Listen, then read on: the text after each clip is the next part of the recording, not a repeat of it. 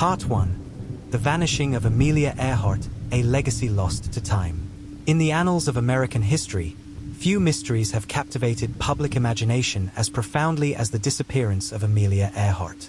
Her story is not just one of aviation triumphs and daring feats, but also a chilling enigma that has puzzled investigators for nearly a century.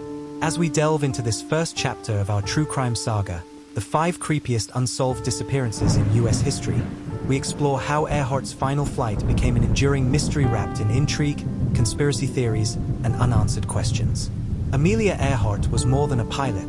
She was a symbol of ambition, resilience, and female empowerment during an era when women were often relegated to secondary roles. Born on July 24, 1897, in Atchison, Kansas, Earhart grew up with a restless spirit, drawn to adventure from a young age. Her fascination with flying began in December 1920 when she attended an air show near Long Beach, California. After her first airplane ride, she declared, "By the time I had got 200 or 300 feet off the ground, I knew I had to fly."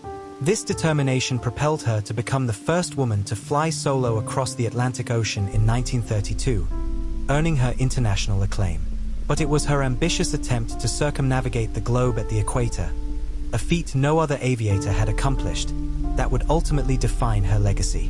In June 1937, Earhart embarked on what promised to be her crowning achievement alongside navigator Fred Noonan. Their journey took them through South America, Africa, India, Southeast Asia, and the Pacific Islands. With only about 7,000 miles left to complete their odyssey, they departed Lae, New Guinea, bound for Howland Island, a remote speck of land in the Central Pacific. On July 2, 1937, tragedy struck, or so it seemed. Communication between Earhart's Lockheed Electra aircraft and the U.S. Coast Guard cutter *Itasca*, stationed near Howland Island, deteriorated rapidly. At 7:42 a.m. local time, Earhart transmitted her last known message: "We must be on you, but cannot see you, but gas is running low. Have been unable to reach you by radio. We are flying at 1,000 feet." Despite frantic efforts to locate the missing duo, neither Earhart nor Noonan was ever found. Thus began one of the most perplexing unsolved cases in modern history. Following their disappearance, the United States launched the largest and most expensive search and rescue operation in its maritime history. Over $4 million was spent, deploying ships, planes, and submarines across thousands of square miles of ocean. Yet despite these exhaustive efforts, no definitive evidence of Earhart or her plane emerged. Some speculated that mechanical failure caused the crash, while others suggested navigational errors led them astray. Still, another theory proposed that foul play might have been involved, an idea fueled by rumors of espionage during a politically tense period leading up to World War II. As weeks turned into months, the official narrative solidified. Earhart and Noonan likely perished after crashing into the Pacific Ocean. However, this explanation failed to satisfy many who believed there were hidden truths waiting to be uncovered. For decades, researchers and enthusiasts pursued alternative theories, each adding layers of complexity to the case. One compelling hypothesis posits that Earhart landed safely on Gardner Island, now Niquimero, part of the Phoenix Islands group, hundreds of miles southwest of Howland. Evidence supporting this claim includes skeletal remains discovered on the island in 1940, though subsequent analysis proved inconclusive due to lost records. Additionally, artifacts such as pieces of aircraft aluminum, a woman's shoe, and fragments of glass resembling cosmetic bottles have bolstered claims that Earhart survived for some time before succumbing to starvation or injury. Another intriguing theory suggests that Earhart and Noonan were captured by Japanese forces, possibly mistaken for spies surveilling military installations in the Pacific. Proponents argue that intercepted communications hint at their capture, though hard evidence remains elusive. This notion gained traction during World War II, with several former soldiers reporting sightings of a tall blonde woman resembling Earhart in Japanese custody. While tantalizing, these accounts lack corroboration, leaving them shrouded in doubt. Beyond the physical details of the case lies a deeper psychological dimension. Why do people remain so captivated by Amelia Earhart's disappearance? Part of the allure stems from her larger-than-life persona. Her charisma, courage, and trailblazing achievements continue to inspire generations. But there's something else at play here. Humans are naturally drawn to mysteries because they challenge our need for closure. When faced with uncertainty, our minds race to fill gaps with narratives, whether grounded in fact or fantasy. This phenomenon manifests vividly in the Earhart saga. Each new clue sparks renewed interest, drawing in armchair detectives eager to solve the puzzle. Organizations like TIRE, the International Group for Historic Aircraft Recovery, dedicate themselves to uncovering answers, conducting expeditions to remote islands and analyzing archival data. Even today, advanced technologies like sonar mapping and DNA testing offer hope that long-buried secrets may yet come to light. Yet amidst all the speculation and investigation, one truth endures. Amelia Earhart vanished under circumstances that defy easy explanation. Her story serves as both a testament to human ingenuity and a reminder of our limitations. It challenges us to confront the unknown, not just in terms of geography or technology, but also within ourselves. As we conclude this first installment, consider the broader implications of Earhart's disappearance. What does it say about society's relationship with risk, exploration, and identity? How does her story resonate with other unsolved cases throughout American history? These questions will guide us as we transition to the next chapters in our series, where we examine for additional disappearances equally steeped in intrigue and suspense. Stay tuned for Part 2, where we unravel the chilling tale of the Sodder children, a family tragedy turned supernatural legend that continues to haunt West Virginia to this day. Until then, let Amelia Earhart's enigmatic legacy linger in your thoughts, a haunting reminder of the power of curiosity and the enduring allure of mystery. Part 2, The Sodder Children, a family mystery shrouded in flames. In the small town of Fayetteville, West Virginia, on Christmas Eve in 1945, a tragedy unfolded that would leave an indelible mark on American history. The disappearance of the 5 Sodder children is not merely a tale of loss but a labyrinthine mystery filled with eerie coincidences, supernatural speculation, and unanswered questions. As we continue our journey through the 5 creepiest unsolved disappearances in U.S. history, this chapter delves into the harrowing events surrounding the Sodder family fire and the chilling aftermath that has baffled investigators for decades. George and Jenny Sodder were Italian immigrants who had built a life for themselves and their 10 children in rural West Virginia. On December 24, 1945, as the family gathered around the dinner table to celebrate Christmas Eve, nothing seemed out of the ordinary. However, shortly after midnight, disaster struck. George noticed smoke billowing from the upstairs windows of their 2-story home and rushed outside to investigate. By the time he returned with help, the house was engulfed in flames. Tragically, 5 of the Sodder children, Marie, age 15, Louis, age 13, Anthony, age 12, Joseph, age 10, and Stanley, age 5, were believed to be trapped inside. Despite frantic efforts by neighbors and firefighters, the blaze burned so fiercely that no bodies were ever recovered. What made the incident even more perplexing was the peculiar behavior of the fire itself. Witnesses reported hearing explosions emanating from within the house, suggesting arson rather than accidental ignition.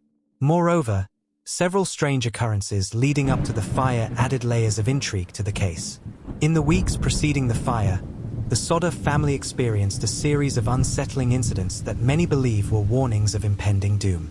First, there was the ominous phone call received by George Sodder just days before Christmas. An unknown caller threatened him, saying, "You better send your kids back to Italy."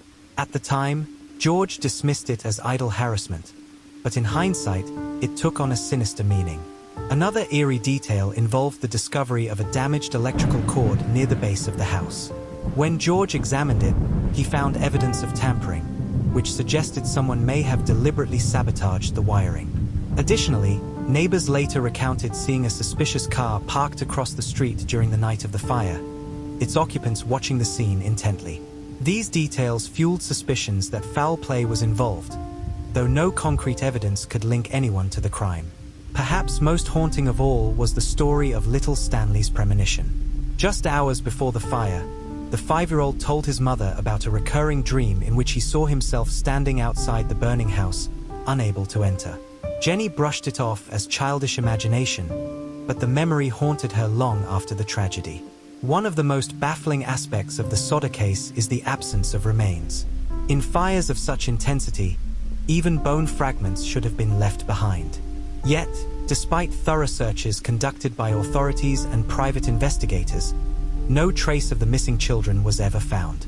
This anomaly gave rise to numerous theories, ranging from plausible explanations to fantastical conjectures. Some speculate that the children managed to escape the inferno undetected. According to this theory, they fled into the woods surrounding the property, where they might still be alive today. Supporters point to reports of sightings over the years, including one from a hunter who claimed to have seen 3 young boys living feral in the Appalachian wilderness during the late 1950s. Though intriguing, these accounts lack substantiation. Another hypothesis ties the disappearances to organized crime or political motives. The Sodders were known for their outspoken opposition to Mussolini's regime in Italy, and some believe they became targets of retaliation. Others suggest the family's financial success invited jealousy among locals, prompting sabotage designed to eliminate competition. While compelling, neither theory has produced conclusive evidence. Perhaps the most bizarre explanation involves alien abduction or supernatural intervention. Proponents of this view cite the unexplainable nature of the fire and the complete disappearance of the children as signs of otherworldly involvement. Though dismissed by skeptics, the persistence of such ideas underscores the desperation people feel when confronted with mysteries beyond comprehension. For those left behind, the emotional toll of the Sodder tragedy cannot be overstated. Jenny Sodder, in particular, devoted much of her remaining life to uncovering the truth about her lost children. She tirelessly pursued leads, interviewed witnesses, and hired private detectives, all while grappling with unimaginable grief. Her determination inspired hope in some and skepticism in others, but her unwavering belief in her children's survival kept the case alive in public consciousness. The surviving siblings also bore the weight of their loss. Older brother George Jr., who was away at college at the time of the fire, felt overwhelming guilt for not being present to protect his younger brothers and sisters. Younger sister Sylvia, only 4 years old during the tragedy, grew up surrounded by stories of her missing siblings, shaping her identity and worldview. Their collective trauma serves as a poignant reminder of how unsolved cases can reverberate through generations. Despite advances in forensic science and investigative techniques, the Sodder case remains unresolved. Over the years, various organizations and individuals have revisited the evidence, hoping to shed new light on the mystery. In the early 2000s, a group of researchers conducted soil analyses near the Sodder property, searching for buried remains. Though promising, the results ultimately proved inconclusive. More recently, DNA technology has offered fresh possibilities. Hair samples collected from personal belongings belonging to the missing children were analyzed in hopes of matching them with potential remains discovered elsewhere. Unfortunately, no matches have surfaced thus far. Still, the quest continues, driven by descendants of the Sodder family and passionate amateurs alike. What makes the Sodder case so captivating is its intersection of tragedy and mystery. It challenges us to confront uncomfortable truths about human nature, societal failings, and the limits of justice. Why do we cling to hope in the face of despair? How do we reconcile logic with emotion when answers remain elusive? As we reflect on the Sodder children's disappearance, consider how their story parallels others in our exploration of America's creepiest unsolved mysteries. Like Amelia Earhart's Vanishing Act, this case exemplifies humanity's enduring fascination with the unknown. But unlike Earhart, whose legacy is celebrated globally, the Sodders represent a quieter form of tragedy, a local heartbreak that resonates deeply within communities.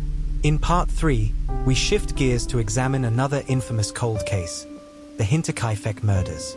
Though set in Germany, this grisly tale shares thematic echoes with the Sodder saga, exploring themes of isolation, paranoia, and the fragility of domestic tranquility. Until then, let the echoes of the Sodder family's plight linger in your thoughts, a somber reminder of the power of mystery to haunt both hearts and minds. Part 3, the Hinterkaifeck murders, a rural horror that time could not solve. Nestled in the Bavarian countryside, far from the bustling cities of Germany, lies a story that has haunted Europe for nearly a century. In March 1922, at the isolated farmstead of Hinterkaifeck, an unspeakable crime unfolded, a brutal murder spree that left 5 people dead and countless questions unanswered. This chilling tale of violence and mystery is not only one of the most infamous cold cases in European history, but also serves as a dark mirror reflecting humanity's capacity for evil in its most primal form. As we delve into this third chapter of the 5 creepiest unsolved disappearances in U.S. history, we expand our scope to include international crimes that share eerie parallels with American mysteries, enriching our understanding of how such events transcend borders. The Hinterkaifeck farm was located near the village of Gribsingen, approximately 70 kilometers north of Munich. It stood alone on a hillside, surrounded by dense forests and fields, making it almost entirely cut off from the outside world. For decades, the Gruber family had lived there, tending to their crops and livestock in relative solitude. By 1922, the household consisted of Andreas Gruber, the farmer, his wife Kazilia, their widowed daughter Victoria Gabriel, her 2 children, Kazilia, aged 7, and Joseph, aged 2, and a live-in maid named Maria Baumgartner. Life at Hinterkaifeck was simple yet serene. Days were spent working the land, caring for animals, and maintaining the homestead. Though isolated, the family maintained cordial relationships with neighbors, who occasionally visited or delivered supplies. However, beneath this veneer of rural tranquility lay unsettling whispers of strange occurrences that would soon culminate in tragedy. In the weeks leading up to the murders, Andreas Gruber began noticing peculiarities around the farm. First, he discovered footprints in the snow that did not belong to anyone in the household. Then, he found a newspaper clipping tucked under the doormat, an unusual find given the farm's remote location and lack of visitors. Most alarmingly, Gruber reported hearing footsteps in the attic late at night, despite no one being upstairs. Concerned about these developments, Gruber confided in his neighbors, some of whom suggested hiring a new maid after dismissing the previous one due to suspicions of theft. Enter Maria Baumgartner, a middle-aged woman from the nearby town of Amberg, who arrived at the farm on March 21, 1922. Little did she know that her decision to take the job would seal her fate. On the morning of March 31, 1922, a neighbor stopped by the farm to deliver mail. To his surprise, there was no answer when he knocked on the door. Finding the gate unlocked, he entered the property and discovered a horrific scene inside. Each member of the household had been brutally murdered with a mattock, a heavy tool used for digging and chopping wood. Their bodies were scattered throughout the house, bearing signs of extreme violence. Maria Baumgartner, the newest addition to the household, was found lying face down in the barn, her skull crushed. Victoria Gabriel and her children were discovered in their beds, while Andreas Gruber and his wife Kazilia were killed in the kitchen. The killer, or killers, had shown no mercy, striking each victim with calculated precision. What made the crime even more disturbing was the methodical nature of the attack. The murderer had taken time to clean up the scene, removing valuable items like money and jewelry but leaving behind others, such as food and clothing. This selective looting suggested familiarity with the victims and their habits, raising questions about whether the perpetrator knew them personally. Local authorities launched an immediate investigation, interviewing neighbors and searching the surrounding area for clues. They quickly ruled out robbery as the motive, given the selective nature of the stolen goods. Instead, they focused on theories involving personal vendettas or revenge. One suspect was Lorenz Schlittenbauer, a former suitor of Victoria Gabriel and father of her illegitimate child, not among the victims. Schlittenbauer had reportedly expressed resentment toward the Gruber family, though no concrete evidence linked him to the crime. Another theory centered on Karl Gabriel, Victoria's estranged husband, who had vanished years earlier. Some speculated he returned seeking vengeance against his ex-wife and her family. Despite extensive inquiries, including polygraph tests and forensic analysis, rare for the time, investigators failed to uncover definitive proof pointing to any individual. Over the years, additional theories emerged, ranging from supernatural explanations to involvement by organized crime syndicates. None, however, gained widespread acceptance. For those connected to the case, the lack of resolution proved psychologically devastating. Neighbors struggled to comprehend how such a heinous act could occur in their peaceful community. Many avoided discussing the murders openly, fearing they might attract unwanted attention or stigma. Meanwhile, relatives of the victims grappled with grief compounded by unanswered questions. This collective trauma highlights a universal truth. Unresolved mysteries leave deep emotional scars. When justice eludes us, we are forced to confront the randomness of violence and the limits of human knowledge.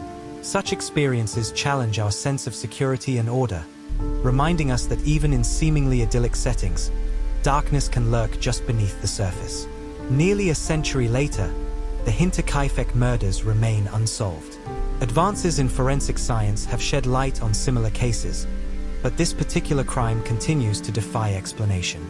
In recent years, renewed interest in the case has spurred amateur sleuths and historians to revisit old evidence, hoping to uncover overlooked details. DNA testing conducted on blood samples collected from the crime scene revealed inconsistencies between the victims' genetic profiles and those of known suspects. While intriguing, these findings have yet to lead to a breakthrough. Similarly, digital reconstructions of the farmhouse and surrounding terrain have provided fresh perspectives on the layout of the crime scene, but they too fall short of resolving key questions. Despite these efforts, the identity of the killer remains shrouded in mystery. Was it a lone assailant driven by personal hatred, or perhaps multiple perpetrators acting out of greed or malice? Whatever the truth may be, the Hinterkaifeck murders stand as a stark reminder of the enduring power of unsolved crimes to captivate and torment. As we transition back to American soil, it becomes clear that the Hinterkaifeck murders share striking similarities with other cold cases explored in this series.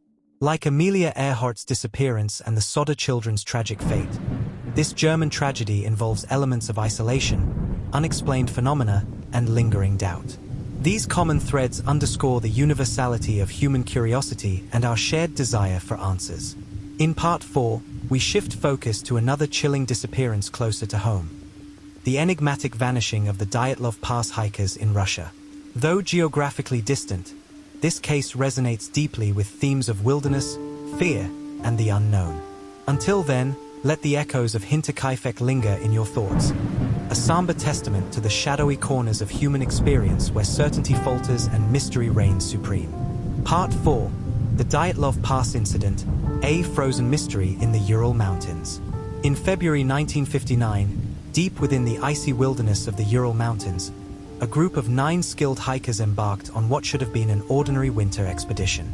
Instead, their journey ended in tragedy, leaving behind one of the most perplexing and haunting unsolved mysteries of the 20th century. Known as the Dyatlov Pass incident, this chilling tale has captivated researchers, conspiracy theorists, and armchair detectives for decades, offering no clear answers but plenty of questions. As we continue our exploration of the 5 creepiest unsolved disappearances in U.S. history, we broaden our scope once more to examine international cases that echo the eerie themes of isolation, inexplicable phenomena, and enduring enigma. Led by Igor Dyatlov, a charismatic and experienced mountaineer from the Ural Polytechnic Institute, the team consisted of 8 men and 1 woman, all highly trained students and professionals with extensive outdoor experience. Their goal was to traverse the northern slopes of Kholat Syakhl, translated as Mountain of the Dead in the local Monsi language, a remote and treacherous region known for its harsh weather conditions. On January 27, 1959, the group departed from Vijay, the last inhabited settlement before the wilderness. They maintained regular communication via postcards and letters, assuring friends and family of their progress. However, when they failed to return by the expected date of February 12th, alarm bells began ringing. A search party was organized, and on February 26th, rescuers discovered the abandoned tent at the edge of a forest clearing, partially torn apart from the inside. Inside the tent, investigators found personal belongings scattered about, including food supplies and clothing. It appeared as though the hikers had fled suddenly, abandoning everything in haste. But where had they gone? Venturing further into the surrounding area, rescuers uncovered a trail of footprints leading away from the campsite toward the woods. These tracks eventually disappeared under heavy snowfall, making it impossible to trace them further. Several hours later, the bodies of 4 hikers were found approximately 1,500 meters downhill, half naked and exposed to freezing temperatures. 2 additional bodies were discovered months later in a ravine farther down the slope, while the remaining 3 were located even deeper in the forest. What made the findings particularly disturbing was the condition of the corpses. Some victims exhibited severe internal injuries, such as fractured ribs and skull damage, without any external wounds.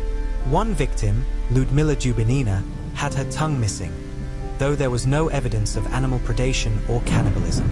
Autopsies revealed high levels of radiation on some clothing items, adding another layer of mystery to the already baffling case. Over the years, numerous theories have attempted to explain the Dyatlov Pass incident, ranging from plausible to wildly speculative. Below are some of the most prominent hypotheses. One of the earliest explanations suggested that an avalanche forced the hikers out of their tent during the night. Fearing for their lives, they fled into the forest, succumbing to hypothermia in the process. While avalanches do occur in the region, experts argue against this theory due to the lack of visible signs of such an event near the campsite. Additionally, the hikers' decision to cut open the tent from the inside rather than use the entrance raises doubts about whether they acted under immediate threat. Another theory posits that the hikers encountered secret military experiments involving infrasound weapons or radioactive materials. Proponents point to the unusual levels of radiation detected on certain garments and reports of bright lights seen in the sky around the time of the incident. Skeptics counter that no credible evidence ties Soviet military operations to the deaths. Local folklore attributes the tragedy to vengeful spirits inhabiting Kholat Syakhl. According to Monsi legends, the mountain is sacred ground, and trespassers risk provoking supernatural wrath. Though dismissed by scientists, these tales persist among those who believe the natural world harbors forces beyond human comprehension. A psychological explanation suggests that the hikers suffered from mass hysteria triggered by extreme environmental stress. This could explain why they left the safety of their tent ill-prepared for the cold. However, critics note that experienced adventurers like those in Dyatlov's group would likely have maintained better judgment under pressure. Among the more far-fetched ideas is the possibility of extraterrestrial involvement. Advocates cite unexplained light anomalies witnessed by witnesses in the area and speculate that aliens may have abducted or experimented on the hikers. Unsurprisingly, this hypothesis lacks scientific backing. Beyond the physical details lies a profound psychological dimension to the Dyatlov Pass incident. Why does this story resonate so deeply with people across cultures and generations? Part of its allure stems from the sheer improbability of the circumstances. How could seasoned outdoorsmen perish in such bizarre fashion? Moreover, the absence of definitive answers invites endless speculation, fueling humanity's innate curiosity about the unknown. For those directly affected by the tragedy, the emotional toll has been immense. Friends and family members of the deceased grapple with unanswered questions, unable to find closure. Even today, descendants of the hikers participate in expeditions to retrace their ancestors' steps, hoping to uncover new clues. Their persistence reflects a universal human need to make sense of chaos and restore order to the incomprehensible. In recent years, renewed interest in the Dyatlov Pass incident has spurred fresh investigations using advanced technology. Drones equipped with thermal imaging cameras have mapped the terrain, while forensic experts have revisited old evidence with modern tools. Despite these efforts, however, many mysteries remain unresolved. One significant development came in 2019 when Russian authorities reopened the case, citing public demand for transparency. After conducting additional analyses, officials announced that an avalanche was indeed responsible for the deaths, a conclusion that drew sharp criticism from skeptics who cited inconsistencies in the official narrative. Critics argued that key details, such as the lack of visible avalanche debris and the unusual nature of the injuries, warranted further investigation. Meanwhile, independent researchers continue exploring alternative theories. For instance, some propose that seismic activity or underground gas explosions caused sonic booms, triggering panic among the hikers. Others suggest that exposure to infrasound waves, low-frequency vibrations imperceptible to humans but capable of inducing fear and disorientation, may have played a role. Though intriguing, these ideas require further substantiation. As we reflect on the Dyatlov Pass incident, consider how its themes align with other unsolved disappearances examined thus far. Like Amelia Earhart's Vanishing Act, the Sodder children's fiery fate, and the Hinterkaifeck murders, this case exemplifies the power of mystery to transcend borders and eras. Each story challenges us to confront the limits of human knowledge and the fragility of life itself. In Part 5, we turn our attention to a uniquely American phenomenon: the disappearance of the residents of Roanoke Colony. Often referred to as America's Lost Colony, this historical mystery captures the imagination with its blend of colonial ambition, Native American encounters, and unexplained vanishings. Until then, Part 5, The Roanoke Colony, America's First Unsolved Disappearance. In the annals of American history, few mysteries evoke as much fascination and dread as the disappearance of the Roanoke Colony. Established in 1587 on an island off the coast of present-day North Carolina, this settlement vanished without a trace, leaving behind only cryptic clues and endless speculation. As the final chapter of The 5 Creepiest Unsolved Disappearances in U.S. History, we delve into the haunting tale of America's lost colony, a story that intertwines ambition, betrayal, survival, and the unknown. The late 16th century was a time of exploration and colonization, with European powers vying for control over uncharted territories across the globe. Sir Walter Raleigh, an English explorer and entrepreneur, secured royal backing to establish a colony in the New World.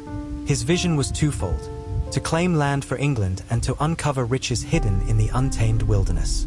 In 1584, he dispatched reconnaissance expeditions to what is now the eastern seaboard of the United States, where they encountered hospitable Native American tribes and fertile lands ripe for settlement. Encouraged by initial successes, Raleigh authorized a larger expedition led by John White, an artist and governor-designate of the new colony. Accompanying him were 117 men, women, and children, including his pregnant daughter Eleanor Dare. On July 22, 1587, the settlers arrived at Roanoke Island, located within the protective embrace of the Outer Banks. They established their homes amidst towering pines and salt marshes, optimistic about carving out a life in this strange but promising land. Despite high hopes, the colony faced immediate challenges. Relations with the Croatoan tribe, initially amicable, soured after tensions arose between the settlers and neighboring tribes. Fearful of reprisal from hostile natives, the colonists urged Governor White to return to England for additional supplies and reinforcements. Reluctantly, White agreed, setting sail in late August 1587, just weeks after his granddaughter Virginia Dare, the first English child born in the Americas, had come into the world. What neither White nor the settlers could have foreseen was the outbreak of war between England and Spain, which delayed his return for 3 long years. When he finally reached Roanoke Island in 1590, he found the colony eerily abandoned. The houses stood empty, crops had gone wild, and there was no sign of human activity. Most alarmingly, the settlers themselves were nowhere to be found. Governor White did discover one tantalizing clue etched into a tree near the fort: the word Croatoan. Elsewhere, carved into a post, was the simpler inscription CRO. To White, these markings suggested that the colonists had relocated to Croatoan Island, modern-day Hatteras Island, home to the friendly Croatoan tribe. Before departing, he instructed them to leave such messages if they moved, adding a cross symbol if danger compelled them to do so. No cross appeared, leading White to believe the relocation was voluntary. However, inclement weather and mutinous sailors prevented him from pursuing further investigations. Forced to abandon the search, White returned to England, never again setting foot in the New World. The fate of the Roanoke colonists remained shrouded in mystery, sparking centuries of debate and conjecture. Over the years, historians, archaeologists, and amateur sleuths have proposed numerous theories to explain the disappearance of the Roanoke colony. Below are some of the most prominent hypotheses. One widely accepted theory posits that the colonists assimilated into nearby Native American communities, either voluntarily or under duress. This idea gains support from oral traditions among descendants of the Croatoan and Lumbee tribes, who claim ancestry tied to the lost settlers. Archaeological evidence also hints at possible interactions, though definitive proof remains elusive. Another possibility suggests that rival tribes attacked and wiped out the colony, Proponents point to escalating hostilities between the settlers and certain groups, particularly the Powhatan Confederacy. However, critics argue that such a massacre would likely have left behind skeletal remains or other physical evidence, none of which has been discovered. Environmental factors may have contributed to the colony's demise. Harsh winters, droughts, and contaminated water sources could have decimated food supplies and spread illness among the population. If desperate enough, survivors might have dispersed in search of sustenance, eventually disappearing into obscurity. Some speculate that Spanish forces, eager to thwart English expansion in the New World, launched a preemptive strike against the colony. While plausible given the geopolitical climate of the era, no historical records document such an attack. For those inclined toward the fantastical, theories involving extraterrestrial beings or paranormal phenomena persist. Though dismissed by scholars, these ideas reflect humanity's enduring fascination with the inexplicable. At its core, the Roanoke Colony disappearance resonates deeply because it taps into primal fears about isolation, vulnerability, and the unknown. Imagine being stranded in a foreign land, cut off from familiar comforts and surrounded by unfamiliar dangers. How would you survive? What choices would you make? These questions linger in the minds of those captivated by the story, fueling endless speculation and empathy for the colonists' plight. For modern Americans, the mystery serves as a poignant reminder of the nation's complex origins. It highlights the interplay between European ambition and indigenous resistance, exposing uncomfortable truths about colonialism's impact on native populations. At the same time, it celebrates resilience and adaptability, the very qualities that define the American spirit. In recent decades, advances in technology and archaeology have reignited interest in solving the Roanoke mystery. Projects like the First Colony Foundation and the Lost Colony Center for Science and Research employ cutting-edge methods to analyze soil samples, map ancient trade routes, and identify potential settlement sites. Satellite imagery and ground-penetrating radar have revealed anomalies consistent with human habitation, prompting renewed excavations. One promising lead emerged in 2012 when researchers examined two mysterious patches on John White's original map of the region. Beneath these patches lay a red and blue marking indicating a possible second location for the colony, a site known today as Site X near Bertie County, North Carolina. Excavations conducted there uncovered shards of pottery and metal objects resembling those used by the Roanoke settlers, suggesting a connection. Despite these breakthroughs, many questions remain unanswered. Did all the colonists relocate together, or did they split into smaller groups? Were they absorbed into Native American societies, or did they perish outright? Until more conclusive evidence surfaces, the mystery endures. The disappearance of the Roanoke Colony has left an indelible mark on American culture. From literature and film to folklore and tourism, its story continues to inspire creativity and curiosity. Virginia Dare, the infant whose birth marked the beginning of English settlement in America, became a symbol of hope and renewal, even appearing on currency during the Great Depression. Meanwhile, the term Croatoan entered popular consciousness as shorthand for vanishing without explanation. More importantly, the case underscores the importance of preserving history and honoring the voices of marginalized peoples. By acknowledging the complexities of early contact between Europeans and Native Americans, we gain a richer understanding of our shared past and the lessons it holds for the future. As we conclude this series on the 5 creepiest unsolved disappearances in U.S. history, consider how each case reflects broader themes of human experience.